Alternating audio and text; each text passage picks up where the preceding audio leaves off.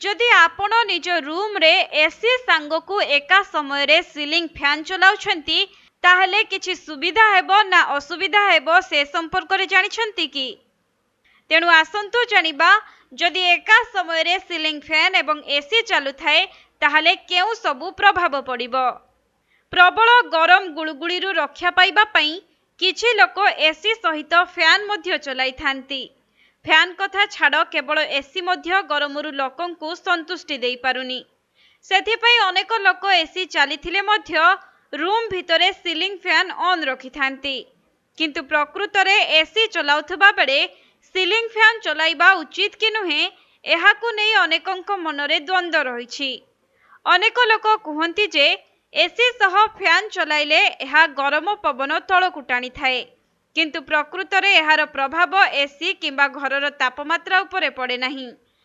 Ceiling fan केवल कोठरीर वायु को ही ठेली थाए।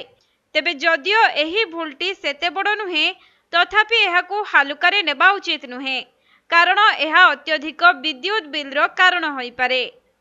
अत्यधिक खरा गरम रे एसी सह सीलिंग फैन को चलाइले एहा अधिक आराम प्रदान करिथाए।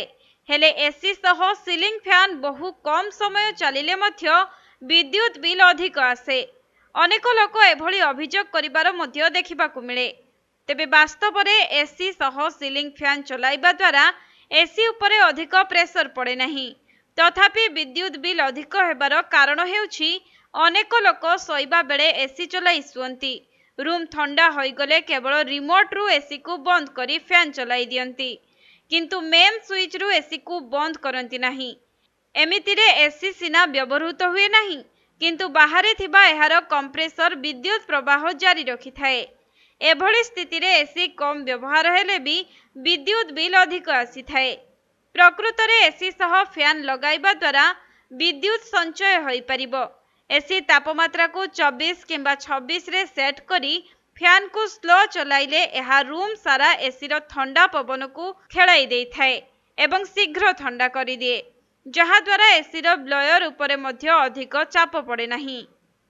तेबे रूम शीघ्र ठंडा हेउथिबारु आपण कम समय एसी चलाइबे एवं सर्वदा मेन स्विच रु बंद करिवे, जहा फल रे विद्युत खर्च मध्य बंची जिवो। एहा व्यतीत एसी रो एक स्वतंत्र मोड अछि जहाकु ऑन कले विद्युत बिल यथेष्ट कम आसीबो। एसी रो अनेक मोड दिया जाय अछि। एथिरे dry mode, heat mode, sleep mode, cool mode एवं ऑटो मोड आपनकु पाखापाखी समस्त प्रकार एसी रे मिली जिवो। एही सबु मोड भिन्न भिन्न कंडीशन एवं पाणीपाग अनुसार सेट करा जाय। जदि एही मोड को सठिक भाबे व्यवहार करूछु तेबे एसी अधिक दिन चलिबा सह बिजुली बिल बढ़िबारु मध्य रखा जाय परिबो।